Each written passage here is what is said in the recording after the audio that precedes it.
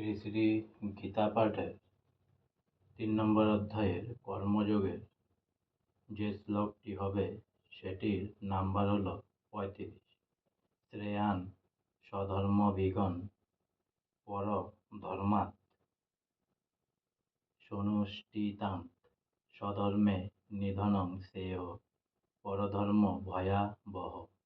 শ্রেয়ান মানে শ্রেষ্ঠ, স্বধর্ম মানে স্বধর্ম, বিগুণ মানে তোষযুক্ত, পর ধর্মাৎ মানে অন্যের জন্য নির্দিষ্ট ধর্ম থেকে, সনুষ্ঠিতাৎ মানে উত্তম রূপে অনুষ্ঠিত, স্বধর্মে মানে স্বধর্মে, নিধনম মানে নিধন, স্নেহ মানে ভালো, পরধম মানে অন্যের ধর্ম, ভয়াবহ মানে বিপজ্জনক। অনুবাদ: স্বধর্মের অনুষ্ঠান দোষমুক্ত হলেও উত্তম রূপে অনুষ্ঠিত, পরধর্ম থেকে উৎকৃষ্ট। স্বধর্ম সাধনে যদি মৃত্যু হয় তাও মঙ্গলজনক, কিন্তু অন্যের ধর্মের অনুষ্ঠান করা বিপজ্জনক।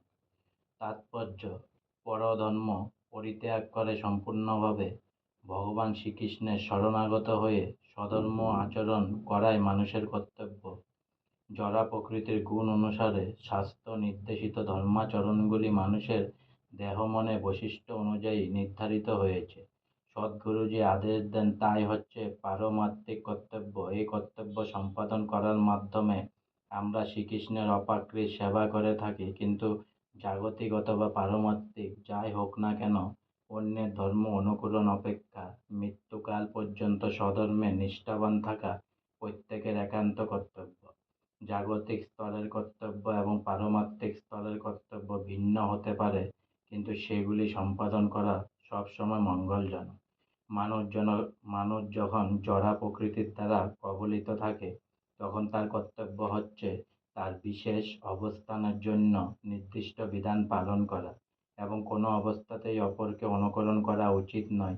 যেমন সত্ত্বগুণের দ্বারা প্রভাবিত ব্রাহ্মণ হচ্ছেন অহিংসা পরায়ণ, কিন্তু রজগুণের দ্বারা প্রভাবিত ক্ষত্রিয় প্রয়োজন হলে হিংসার আশ্রয় নিতে পারেন। স্বধর্ম আচরণ করতে গিয়ে ক্ষত্রিয়কে যদি মৃত্যুবরণ করতে হয় তাও ভালো, কিন্তু ব্রাহ্মণকে অনুকরণ করে অহিংসার আচরণ করা তার উচিত নয়।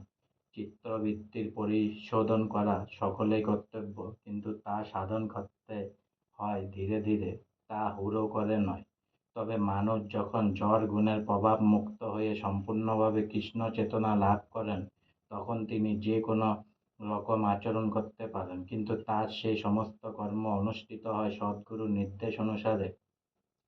কৃষ্ণ ভাবনায় সে পুণ্যস্থলের ব্রাহ্মণ ক্ষত্রিয়ের মতো আচরণ করতে পারেন, ক্ষত্রিয় ব্রাহ্মণের মতো আচরণ করতে পারেন। অপ্রাকৃত স্থলের জড় জগতের গুণ অনুসারে স্তর বিভাগ নেই।